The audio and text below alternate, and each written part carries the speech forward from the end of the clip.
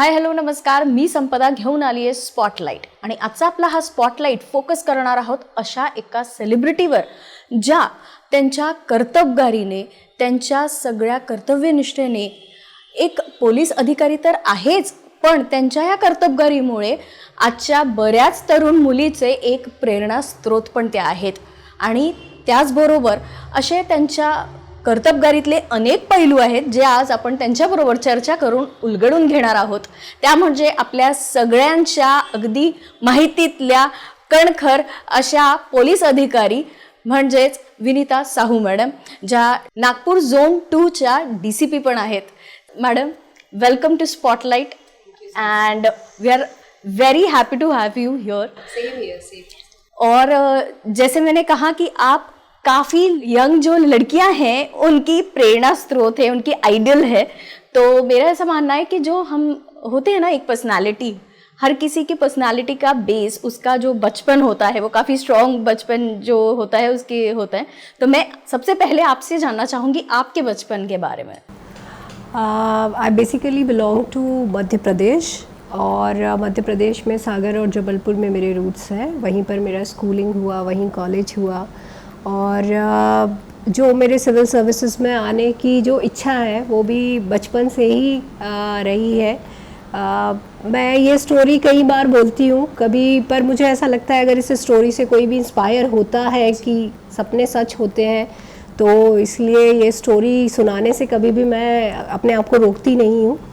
When I was just 4 or 5 years old, उस time पर मेरे फादर ने मुझे एक मार्केट में, हमारा जो घर था वहाँ पर हम लोग खड़े हुए थे फादर के साथ में, एंड वहाँ एक गाड़ी आके रुकी. उस पर एक ऊपर एम्बर जो बोलते हैं या लाल बत्ती वाली गाड़ी जो बोला जाता है कॉमन लैंग्वेज में, वो आकर खड़ी हुई. सो एज अ किड मैंने डिमांड किया अपने फादर से कि मुझे वो गाड़ी चाहिए.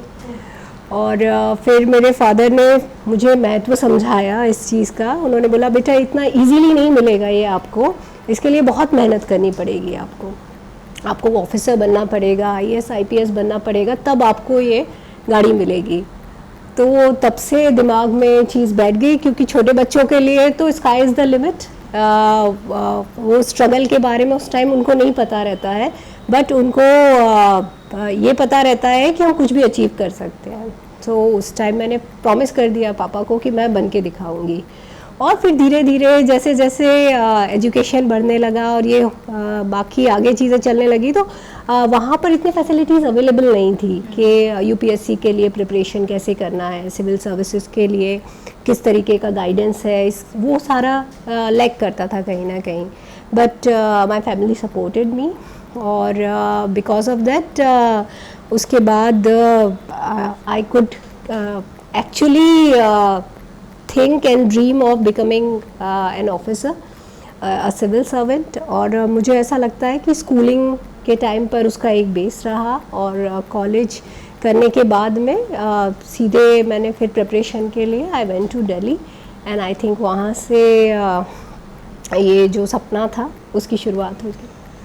मतलब जो कहते हैं कि बचपन की जो एक चीज़ होती है कि कोई आपको अगर कहीं हिट कर जाए या क्लिक कर जाए आपके दिमाग में बचपन से, तो वो हमेशा उभरते हुए बच्चे जो रहते हैं उनके दिमाग में रहता है. और आपने वो प्रूव कर दिया है कि जो बचपन में 3-4 साल की उम्र में, जहाँ तो पता भी नहीं होता है बच्चों को कि क्या हो रहा है, और वहाँ से जो आपकी यादें थी वो आपने आज सपना, यादें भी नहीं सपने कहूँगी, उसके पूरा कर दिखाया है आपने. लेकिन अब मैं ये जानना चाहती हूँ कि आप, वो तो ठीक है कि आपने सोच लिया था और अचीव कर भी लिया, तो ये अचीव करने वाला जो पूरा है आपका रहा होगा एक्सपीरियंस, वो कोई इतना आसान तो नहीं रहा होगा, क्योंकि UPSC एग्ज़ाम्स मतलब सोच के लोगों के पसीने निकल आते हैं, उसमें क्लियर भी किया. पर आपसे इंटरेस्ट मुझे ज़्यादा ये जानने में कि एक IAS आपने क्लियर किया था, IAS के लिए सिलेक्ट होने के बाद आपने IPS चुना, ये कुछ ज़्यादा ही मुझे क्यूरियोसिटी है इस बात की. जी हाँ, यूजुअली बोला जाता है कि लड़कियां जो है उनको प्रेफरेंस जो है IAS को ज़्यादा देते हैं, क्योंकि IPS थोड़ा चैलेंजिंग है, फिज़िकली, मेंटली, साइकोलॉजिकली भी काफ़ी चैलेंजिंग जॉब है. 24/7 आपको काम करना पड़ता है. तो यूजुअली प्रेफरेंस आईएएस होता है। मेरा भी शुरू में प्रेफरेंस जो था आईएएस ही था, और इसके लिए मैंने काफ़ी मेहनत भी की थी, तैयारी की थी। फर्स्ट अटैम्प्ट में जब मेरा नहीं हो पाया तब एक स्ट्रगल का टाइम आया था मेरे लिए, सोचने का टाइम आया था कि क्या किया जाए। बट सेकेंड अटैम्प्ट में मैंने काफ़ी मेहनत किया। मैंने यूपीएससी के साथ साथ ही एमपी पीएससी दिया, छत्तीसगढ़ पीएससी दिया, और तीनों एग्ज़ाम क्वालिफाई किए सेम ईयर में। तो सेम ईयर में जब मैंने सारे एग्ज़ाम क्वालिफाई किए तब मुझे आईपीएस अलॉट हुआ। और जब ट्रेनिंग के लिए मैं जा रही थी तब काफ़ी सुना था, काफ़ी टफ ट्रेनिंग होती है, काफ़ी ड्रेनिंग होता है, ग्रिलिंग होता है। और जब मैं ट्रेनिंग में गई, स्पेशली फर्स्ट वीक एक्चुअली काफ़ी टफ होता है। कई लोग सोचते हैं कि हम शायद सर्विस छोड़ देंगे, इतना ज़्यादा शुरू में मुश्किल होता है। बट एक बार आप अपने आप को, ये जो शुरू का स्ट्रगल का फेज़ होता है, जब आप वो निकाल लेते हैं, then you start enjoying that phase. आप वो चीज़ें करते हो जो शायद आपने कभी सोची भी नहीं थी। मैंने इतनी एक्टिविटीज़ की हैं ड्यूरिंग माय ट्रेनिंग जो मैंने एज अ स्टूडेंट कभी नहीं सोचा था कि मैं करूँगी। Right from horse riding to bungee jumping, paragliding, parasailing और रिवर राफ्टिंग, अनआर्म्ड कॉम्बैट हमको सिखाया जाता है। इसके अलावा सीरीज़ ऑफ इवेंट्स हैं जो हम करते हैं, रॉक क्लाइंबिंग करते हैं, स्लिदरिंग करते हैं। तो ये सब करने के बाद में you start enjoying the training, you start enjoying the new found bold person that you become. तो मेरे ख्याल से वो एक जो फेज़ था, आई एंजॉयड माई ट्रेनिंग। फिर जब मैंने फील्ड में काम करना शुरू किया, my first posting as a probationer was in Thane rural in Maharashtra.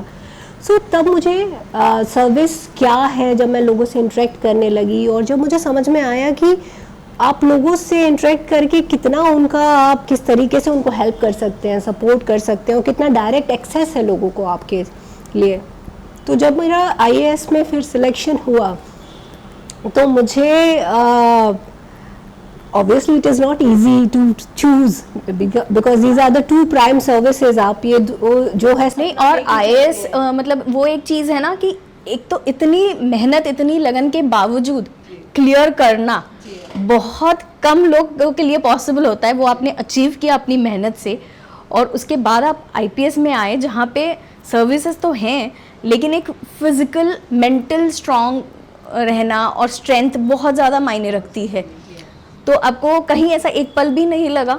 जी लगा, मैं झूठ नहीं बोलूँगी, बिल्कुल। एक मेरे पास जो अब ये दोनों सर्विस में चुनने का जो फेस था वो मेरे लिए काफ़ी स्ट्रगल भरा रहा।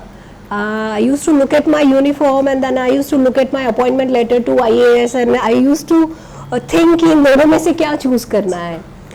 But finally my heart went for my uniform because I always quote this, वर्दी इज़ वर्दी, मतलब वर्दी की शान ही अलग है।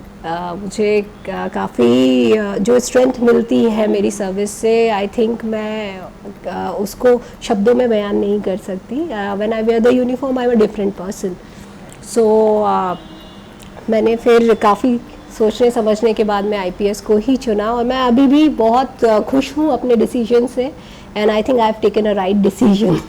लेकिन कभी फैमिली से ऐसा नहीं आया कि वो ज़्यादा सेफ है, तो और सिलेक्शन तो आपका हुआ है तो क्यों नहीं वहाँ, या ऐसा कुछ? नहीं, फैमिली ने भी मुझ पर ही ये डिसीजन लेने का ज़िम्मा सौंपा था, क्योंकि उनको पता था कि मैं जो डिसीजन लूँगी वो सही लूँगी। और अगर मैं ज़िंदगी भर अपनी वर्दी को मिस करती रहती तो मेरे ख्याल से मैं दूसरी सर्विस में भी न्याय नहीं दे पाती। But I am really happy that I chose uniform, and और मुझे ऐसा लगता है मैंने यूनिफॉर्म को नहीं, यूनिफॉर्म ने मुझे चुना है। तो I am very happy being an IPS officer, and I will recommend it to all the girls out there, because जो एक कॉन्फिडेंस ये वर्दी देती है आपको, आई थिंक वो दुनिया का कोई भी बेस्ट फैशन अटायर भी आपको नहीं दे पाएगा। So you should choose uniform whenever you have the option to. अब आप जब कह रही हैं कि वर्दी का एक अलग ही चार्म होता है, एक अलग फीलिंग होती है, जाहिर है हम लोग भी जो एक कॉमन पीपल होते हैं वो अगर पुलिस ऑफिसर, आर्मी, ये मतलब सर्विसेज में किसी की भी वर्दी उनको पहने देखते हैं तो एक अलग जोश हमें खुद में फील होने लगता है। तो जाहिर है आपको तो होता ही होगा, बट आपसे जानना चाहूँगी कि यूनिफॉर्म में विनीता साहू और यूनिफॉर्म के पहले के विनीता साहू, क्या डिफरेंस आप खुद फील करती हैं? काफ़ी डिफरेंस है। अगर मैं बताऊंगी कि स्ट्रगल्स जो होते हैं to become a civil servant क्या होते हैं, तो मैं ज़रूर बताना चाहूँगी दर्शकों को, क्योंकि मेरे ख्याल से कई लोग ये प्रोग्राम अगर देखेंगे तो वो डिसाइड करेंगे कि वो आगे क्या करना चाहते हैं।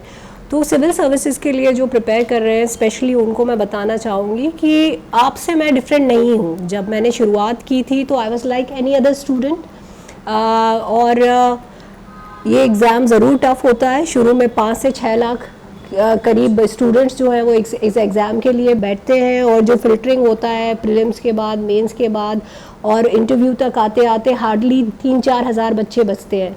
और उसके बाद फाइनल एग्ज़ाम के बाद में जो रिज़ल्ट आता है उसमें ऑलमोस्ट 1000 बच्चों का सिलेक्शन होता है। तो बहुत ग्रिलिंग है और पूरा साल भर का प्रोसेस है, तो इट इज़ वेरी टफ। तो जब मैं पहली बार दिल्ली में प्रिपरेशन करने के लिए गई थी तो वहाँ पर हर फील्ड के लोग मौजूद थे कोचिंग क्लास में, and I was only BA at that time, just fresh graduate. और वो भी मैंने अपनी जिद पे किया हुआ था क्योंकि +12 में मेरा साइंस था, बिकॉज बोला जाता है हर ब्राइट स्टूडेंट को वही लेना चाहिए, तो साइंस ले लिया। बट उसके बाद मेरा मन जो था, मेरा जो चॉइस था वो आर्ट्स में था। I like geography, history, English literature, इन सब में मेरा काफ़ी इंटरेस्ट था। तो जब मैंने BA करने का सोचा तो मेरे टीचर्स और पेरेंट्स काफ़ी हैरान हुए थे, बट उन्होंने मुझे अपॉर्चुनिटी दिया कि मैं अपने फील्ड को परस्यू कर सकूँ, and I think that helped me in pursuing my dream. तो मैंने फ्रेश ग्रेजुएट करके जब मैं वहाँ कोचिंग में गई तो मैंने देखा कोई डॉक्टर है, कोई MD है, कोई लॉयर है, किसी ने MBA किया हुआ है, कोई किसी फॉरेन यूनिवर्सिटी से डिग्री लेके आया है, कोई कॉरपोरेट सर्विसेज से सबैटिकल लेके आया हुआ है। तो मुझे लगा कि इसमें मैं कहाँ स्टैंड कर पाऊँगी, एम आई एलिजिबल। तो एक सेल्फ डाउट क्रिएट होता है कुछ देर के लिए, एक प्रश्न चिन्ह निर्माण होता है अपनी क्षमताओं के ऊपर। बट यही वो टाइम है when you need to hold on, when you need to stand strong. और इसके बाद में आई थिंक जब मैंने सोचा कि ओके, अगर एक भी सीट है तो वो मुझे मिलनी चाहिए, अगर मैं ये सोच के स्ट्रगल करूँगी, अगर मैं ये सोच के तैयारी करूँगी तो आई विल श्योरली सक्सीड। और वही हुआ फ्यूचर में जाके। सो एज अ स्टूडेंट मैं बोलना चाहूँगी कि मेरे मन में भी सिविल सर्विसेज में आने से पहले वही डर थे, वही संकोच था, वही प्रॉब्लम्स थे जो आप लोगों के पास में होंगे, जो बाकी नॉर्मल स्टूडेंट्स में होते हैं। बट जी हाँ, once you are into the service, आपका जो ट्रेनिंग होता है, आपका जो इंटरेक्शन होता है, और इवन सर्विस का जो प्रिपरेशन होता है, जब आप UPSC का प्रिपरेशन करते हैं तो you read everything under the sun, क्योंकि आप हर सब्जेक्ट के बारे में आपको नॉलेज रहना चाहिए, तो आप हर चीज़ पढ़ते हैं। तो उसकी वजह से अगर आप ये एग्ज़ाम ना भी निकल पाए तो भी आपका एक as a person you get enriched, आपका नॉलेज एनरिच हो जाता है। तो मेरे ख्याल से जो पहले का जो था एक संकोची स्वभाव था, काफ़ी इंट्रोवर्ट थी मैं, तो वो सर्विस में आने के बाद में काफ़ी चेंज हुआ है। बिकॉज पहले शायद लोगों से मेरा उतना इंटरेक्शन नहीं होता था। I was a bookworm, ज़्यादातर पढ़ाई में ही ध्यान है, घर में भी एक कमरे में बंद होकर पढ़ाई कर रहे हैं, लोगों से काफ़ी इंटरेक्शन कम रहता था। तो वो काफ़ी चीज़ें चेंज हुआ। अभी तो लोग दिन भर जो है विजिटर्स से मिलना, बाहर लोगों से मिलना, और I enjoy this part of my service कि ज़्यादा से ज़्यादा लोगों को आप इंटरेक्ट कर पाते हो, ज़्यादा से ज़्यादा लोगों के बारे में समझ पाते हैं। सो ऑब्वियसली सर्विस ने काफ़ी चेंज लेके आया है, पर्सनैलिटी में भी यू बिकम मोर कॉन्फिडेंट, और आपको अपनी क्षमताओं पर ज़्यादा यकीन होता है। बराबर है, आपने इतनी सारी चीज़ें भी करी हैं, और स्पेशली विमेन प्रोटेक्शन के इसमें तो आपने काफ़ी कुछ काम किया है। अब जब आपने कहा है कि ये यूनिफॉर्म ने आपको इन एंड आउट बहुत चेंज लाया है एज अ पर्सनालिटी में आपके, तो ये जानना चाहूँगी कि एक आप ऐसे करियर में हैं जिसे आज तक एक मेल डोमिनेटेड फ्रेज कहा जाता था, ऐसे इसमें being a lady officer and a leader, मतलब आप सिर्फ लेडी नहीं, एक लीड कर रही हैं आप इतना बड़ा डिपार्टमेंट, तो ये इसमें कौन से चैलेंजेस आपने फेस किए हैं? क्योंकि बहुत मतलब अभी भी हम लोग कहते हैं कि हम लोगों का काफ़ी सोसाइटल मेंटल सब चेंज हुआ है, लेकिन फिर भी कहीं ना कहीं एक वो चीज़ होती है कि लड़की लीड कर रही है, तो भगवान जाने इसको कितना समझ में आता है, या कुछ ऐसे काफ़ी सारी मेंटालिटी होती है। तो आपको क्या लगता है कौन से चैलेंजेस ऐसे? देखिए, अभी मेरे ख्याल से जो सिनेरियो है काफ़ी चेंज हुआ है। जो स्ट्रगल शायद शुरू में 25-30 साल पहले या 40 साल पहले जो शुरू में लेडी आईपीएस ऑफिसर्स आई होंगी, उन्होंने जो झेला होगा, उसके मुकाबले हमारे लिए स्ट्रगल काफ़ी कम है। और अभी एक कोऑपरेटिव एनवायरनमेंट है, जो हमारे सीनियर्स हैं, कलीग्स हैं या इवन सबॉर्डिनेट्स हैं, वो सभी सपोर्ट करते हैं। जैसे शुरू में जब हम लोग ट्रेनिंग के लिए आते हैं तो हमको पुलिस स्टेशन में अटैच किया जाता है, फिर एसडीपीओ ऑफिस में अटैच किया जाता है। वहाँ पर मोस्टली जो मेल स्टाफ होता है, जो हवलदार होते हैं, जो एक्सपीरियंस्ड लोग होते हैं, वो आपको शुरू में सिखाते हैं। सो ऑब्वियसली उनको आपकी लीडरशिप रोल्स पता है कि 2-3 साल के बाद में वो हम उनको लीड करने वाले हैं। सो वो एक उस अप्रोच के साथ ही हमको सिखाते हैं कि दे आर प्रिपेयरिंग लीडर्स। सो उनमें भी वो एक गर्व का जो है, एक वो उनको भी फीलिंग होती है। और मेरा काफ़ी अच्छा एक्सपीरियंस रहा है। I have got very good seniors, I have got very good colleagues. और सबॉर्डिनेट्स जो हैं वो भी जैसे शुरू में एक रहता है, क्योंकि हम जब शुरू में आते हैं काफ़ी यंग एज पे आते हैं, 25-26 साल में एट द मोस्ट इस एज में आप सर्विस में आ जाते हैं। और कई लोगों का इतने साल का सर्विस होता है उस टाइम पे, तो उनको आप अगर रिस्पेक्ट देंगे, उनसे आप सीखने की इच्छा रखेंगे, तो वो लोग भी आपको वही रिस्पेक्ट देंगे, वही जज्बे के साथ आपको सिखाएंगे। और उनको हम लीड कर रहे हैं, तो a good leader is one who takes everyone as a team, who doesn't show bossism. तो अगर मैं एक टीम के तौर पर काम कर रही हूँ, तो मेरे लिए मेरे स्टाफ का हर एक मेंबर इम्पॉर्टेंट है। तो आप अगर उनको रिस्पेक्ट देंगे, वो आपको डेफिनेटली रिस्पेक्ट देंगे, आपको डेफिनेटली वो एक इस पेडेस्टल पे रखेंगे कि आप उनको लीड कर रहे हैं, तो आप पे पूरा भरोसा वो रखते हैं। सो मेरा काफ़ी अच्छा एक्सपीरियंस रहा। मेरे पास कई बार सबॉर्डिनेट्स आते हैं और बोलते हैं कि मैम आप हमारी बेटी से मिल लिए, मैं चाहता हूँ कि मेरी बेटी भी आईपीएस बने आपकी तरह। तो वो जब एक फीलिंग आपके लोग लेके आते हैं अपने बच्चों को आपसे मिलाने के लिए, तो बहुत अच्छा लगता है कि बच्चों को आप मोटिवेट कर सकते हो। और हमारे डिपार्टमेंट के बच्चे अगर आगे बढ़ने की इच्छा रख रहे हैं, आगे वो भी आईपीएस ऑफिसर या उससे भी आगे कुछ और बनते हैं, तो मुझसे ज़्यादा खुश तो कोई नहीं होगा। जाहिर है, क्योंकि आप इतना काम कर रही हैं स्पेशली लड़कियों के लिए। अभी आपने कहा कि ये एक टीम वर्क होता है, और ये तो सही है, लेकिन कई जगह आपकी पोस्टिंग जो है वो फर्स्ट लेडी एसपी के तौर पर रही है, तो वो एक्सपीरियंस कैसे रहे? Actually, I was probationer in Thane Rural. Then I was ASP in Nanded Rural and Itwara Subdivision in Nanded. मैं फर्स्ट एडिशनल एसपी थी सिंधुदुर्ग में, और काफ़ी अच्छा एक्सपीरियंस था मेरा वहाँ, क्योंकि 121 किलोमीटर्स का वहाँ पर एक कोस्ट लाइन था, तो जो कि काफ़ी ह्यूज एरिया है। और हमारे यहाँ करीब 6 कोस्टल पुलिस स्टेशंस थे, तो एक डिफरेंट वर्क एक्सपीरियंस था जो शायद बाकी के जो टेरिटोरियल एरियाज़ हैं वहाँ पर हमको नहीं मिलेगा। इसके अलावा एक और जो उसके बाद में हमने काम किया, तो I was first lady SP in Washim. So वहाँ का एक्सपीरियंस एक डिफरेंट एक्सपीरियंस था। वहाँ पर हमने वहाँ पर कम्युनल हार्मनी रखना, क्राइम कंट्रोल करना, दैट वाज द प्रायोरिटी। काफ़ी अच्छे say that was done. And उसके बाद में I got very good opportunity at Bhandara, जहाँ हमने ट्राइबल पॉपुलेशन काफ़ी ज़्यादा है। वहाँ पर जो है वहाँ मैंने 2-3 प्रॉब्लम्स नोटिस किए, जहाँ कि वहाँ पर जो बच्चियाँ थी वो उनका 13 से 20 ईयर्स की जो बच्चियाँ थी, उनका घर से भाग जाने का प्रमाण बहुत ज़्यादा था। और ट्राइबल एरियाज़ था, तो वहाँ पर ये जो जादू टोना वगैरह इसमें ज़्यादा बिलीव रखने की वजह से 1-2 इंसिडेंट्स वहाँ पर हुए थे।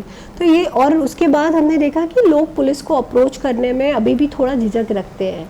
सो इट वाज देयर जब हमने वहाँ पर मोबाइल पुलिस स्टेशन कैंप्स जो है उसकी वहाँ पर शुरुआत की। इसके अंदर जो हमारे 17 पुलिस स्टेशन थे, हर सैटरडे को एक गांव या एक शहरी इलाके का सिलेक्शन करते थे और वहाँ पर पूरा पुलिस स्टेशन का सेटअप ले जाके लगाते थे।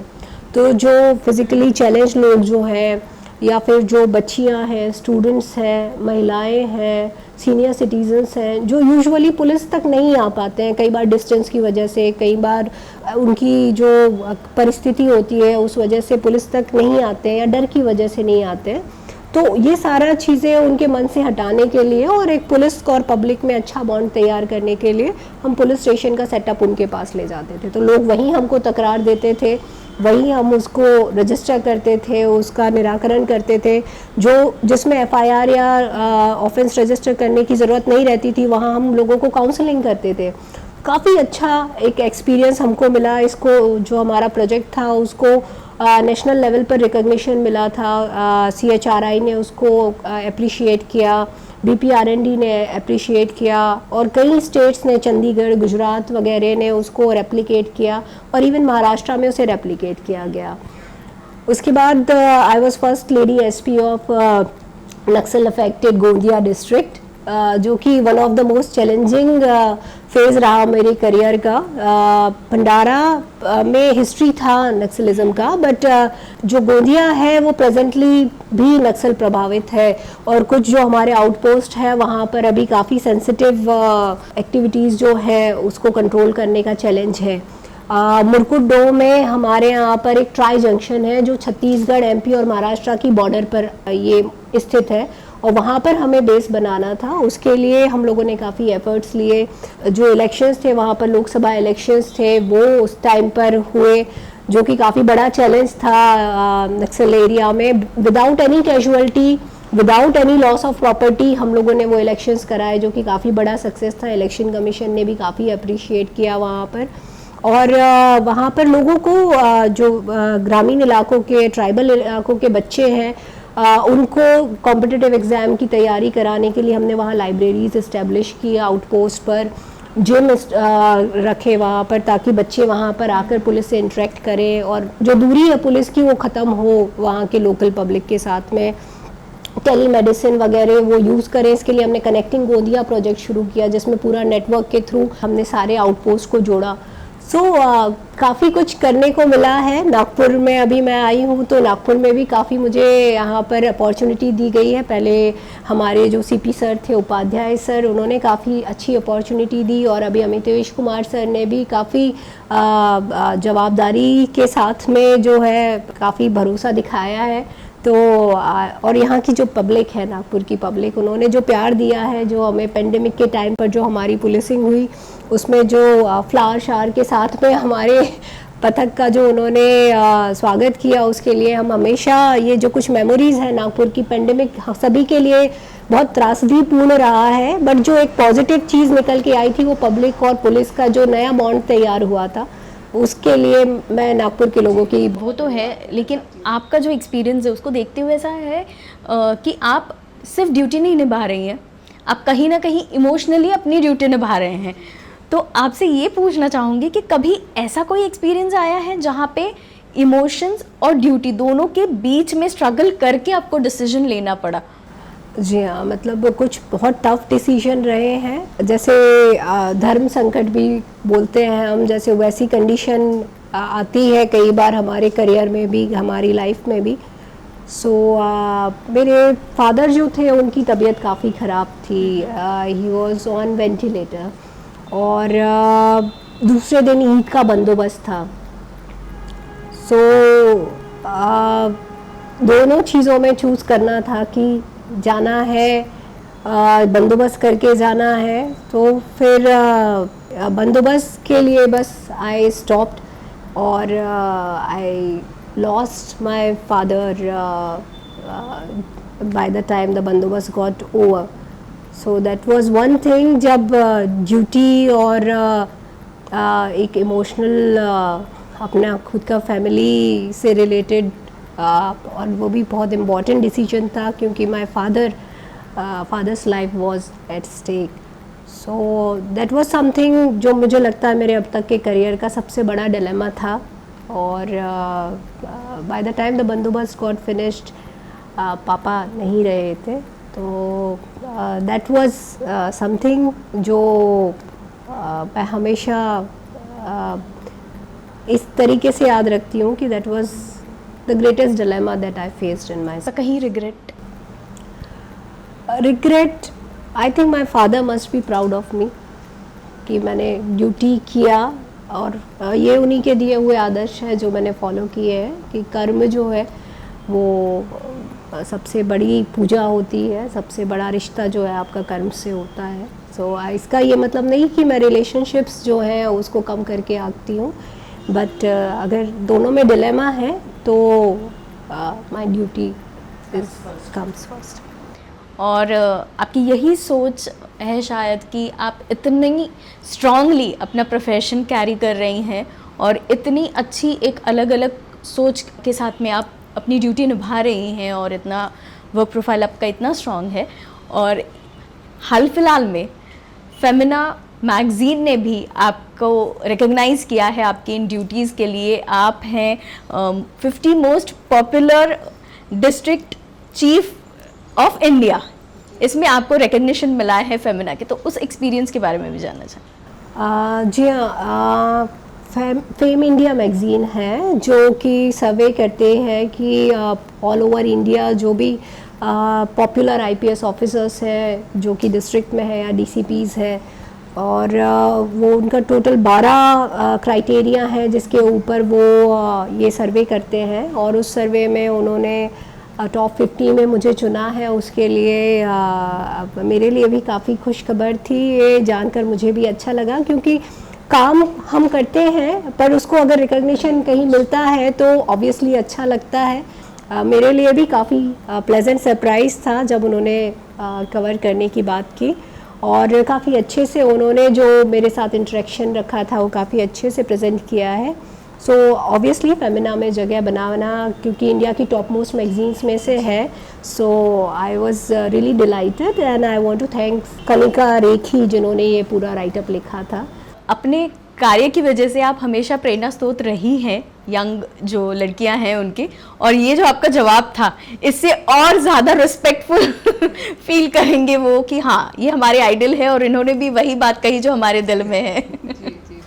But jokes apart, I am really happy talking to you, और बहुत अच्छा लगता है कि आप इतनी एक इंस्पिरेशन है सबके लिए। तो आज आपका जो जर्नी है वो जाहिर है कि और कई लड़कियों को इंस्पायर करेगा इस स्ट्रॉन्ग प्रोफेशन में आने के लिए, मेंटली फिजिकली खुद को इतना स्ट्रॉन्ग बनाने के लिए, इंडिपेंडेंट बनाने के लिए। Thank you so much. Thank you so much. Thank you. Sponsored by Avni Associates, Builders and Developers, NMRDA/RL sanctioned layout.